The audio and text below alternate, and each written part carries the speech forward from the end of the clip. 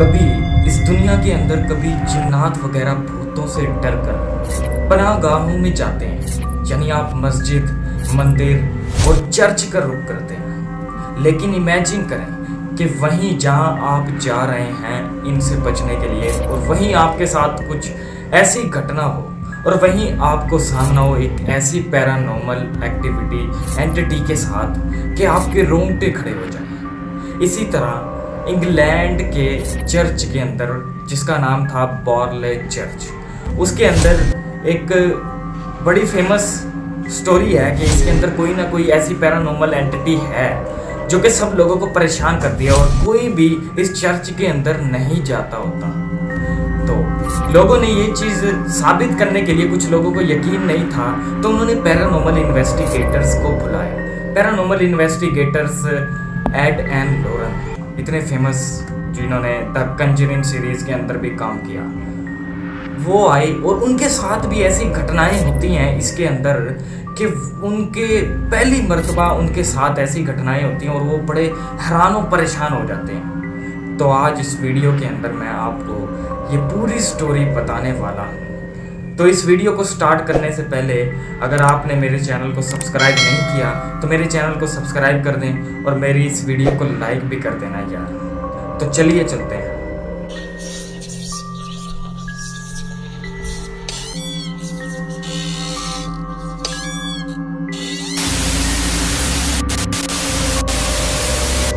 Nineteen 1979 की बात है।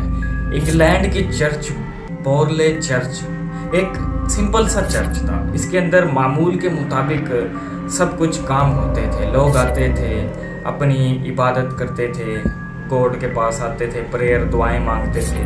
लेकिन इस चर्च के अंदर एक नन रहती थी। उस नन की आत्मा आज तक लोगों को तंग करती है और वो उस चर्च के अंदर मौजूद है। तो इस आत्मा की वजह से लोगों ने इस चर्च के अंदर आना बंद कर दिया। लोग बड़े खौफजदा थे इस चर्च से, इस चर्च के करीब भी नहीं जाते थे। तो फिर पैरानॉर्मल इन्वेस्टिगेटर एड एंड लोरन को पता चला कि आखिर ये क्या माजरा है। उन्होंने सुना कि एक ऐसा चर्च है जहाँ पर पैरानॉर्मल एंटिटीज को देखा गया है।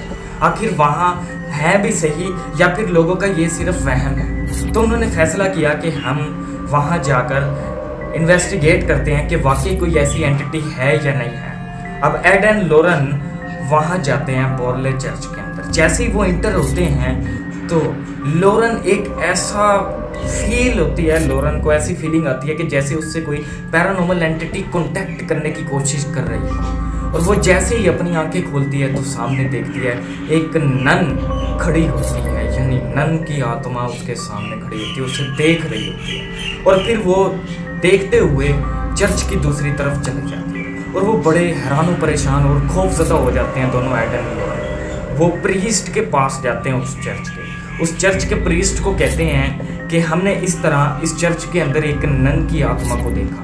नन के साथ एक मोंक की आत्मा भी थी। तो आखिर ये क्या सीन है? तो उसी वक्त प्रीस्ट घबरा जाता है और उठकर भाग जाता है और भागकर सीधा प्रेयर रूम के अंदर जाता है और गॉड से दुआ मांगने लग जाता है और ऊंची ऊंची दुआ, रो रो के दुआ मांग रहा होता है, खौफजदा हो जैसे। तो एड एंड लोरन बड़े परेशान हुए कि प्रीस्ट को अचानक क्या हुआ कि वो प्रेयर रूम के अंदर क्यों भाग गया। तो एड एंड लोरन उसके पीछे जाते हैं तो उस प्रीस्ट से पूछते हैं कि आखिर क्या हुआ। तो प्रीस्ट बताता है कि ये एक बहुत लंबी स्टोरी है। ये जो आपने नन देखी है, नन की आत्मा, ये सच ना हो। ये सच हुई तो बहुत बुरा होगा, हमारा सबके साथ बहुत बुरा होने वाला है। तो एड एंड लोरन बड़े परेशान हुए कि आखिर माजरा क्या है, बताएं तो सही। तो प्रीस्ट कहता है कि हमने इस नन को मार दिया था कुछ सालों पहले और ये उसी की आत्मा है। तो तुम्हें पहले इसकी पूरी स्टोरी जाननी पड़ेगी, आखिर ये नन की आत्मा ऐसे यहाँ क्यों भटक रही है। तो फिर वो स्टोरी सुनाता है।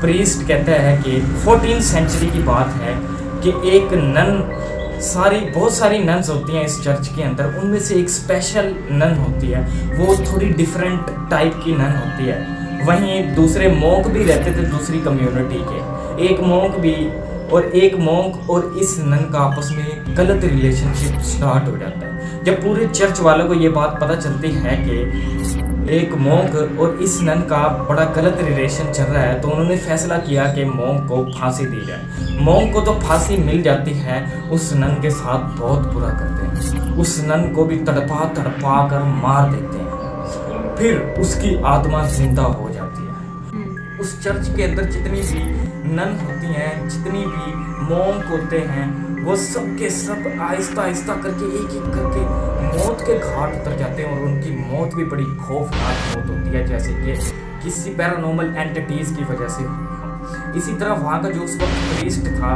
वो भी किसी अपने जो होम के अंदर रहता था, उसका घर को भी आग लग जाती है। तो ये बड़ा इंसिडेंट बड़ा फेमस होता है और मोस्ट हॉन्टेड प्लेस बन जाती है यूके की, यानी इंग्लैंड की, कि बोरले चर्च एक मोस्ट हॉन्टेड प्लेस है। कुछ अरसे बाद फिर दोबारा कंस्ट्रक्शन की जाती है और उसके अंदर एक फैमिली आती है। वो फैमिली वहाँ रहती है, तो फैमिली के अंदर एक, जब इसको दोबारा कंस्ट्रक्ट किया जाता है, बच्चे भी रहते हैं। बच्चे 14 से 18 बच्चे तकरीबन उसके अंदर रहने शुरू हो जाते हैं दोबारा से।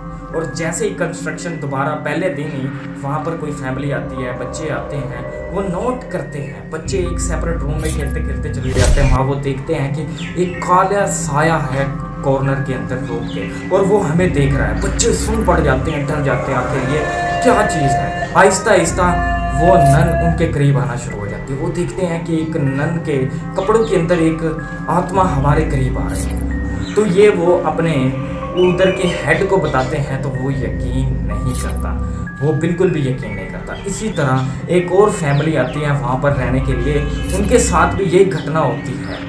तो फिर भी ये हेड नहीं मानता और फिर वो ये घर छोड़ जाते हैं। फिर एक और फैमिली आती है, स्मिथ की फैमिली। उसको अपनी वाइफ भी साथ लाता है, उसके 2-3 बच्चे होते हैं। वो वहाँ रहना शुरू करते हैं। वो देखते हैं कि एक सेपरेट रूम के अंदर उन्हें एक स्कल मिलता है।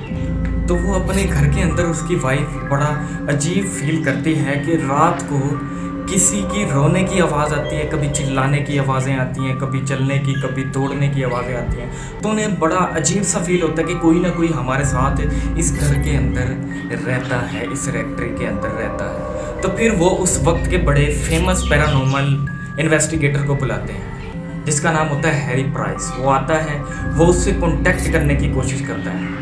अब नन दीवार पर अपने अल्फाज लिख जाती थी और उससे हैरी प्राइस को मालूम हुआ कि ये एक नन है और जिसके साथ बहुत बुरा हुआ था, और उसकी आत्मा आज तक भटकती है और वो लोगों को परेशान करती है, किसी को भी सही तरह से रहने नहीं देगी और लोगों की ज़िंदगियों को ख़त्म करती है। तो फिर वो इस घर को छोड़ जाते हैं। तो ये थी स्टोरी।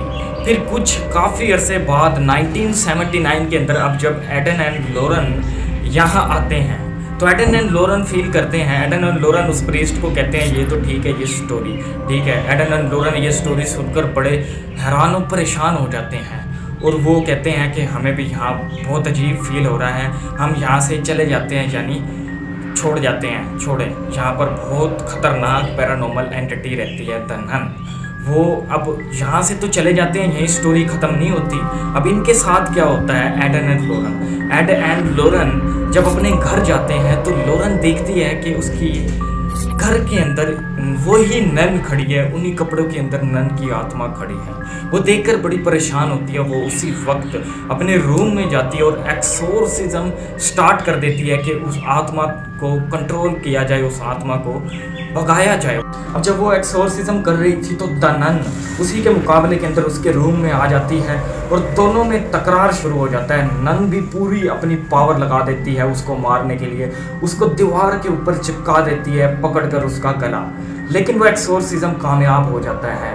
उस नन वो भाग जाती है, लेकिन वो आज तक नन उसी रेक्टरी के अंदर फिर रही है, उसी रेक्टरी के अंदर रहती है और आज भी इंतज़ार करती है कि कोई शख्स उस रेक्टरी के अंदर आए, उसे आबाद करे और मैं उसकी ज़िंदगी के साथ खेलूं।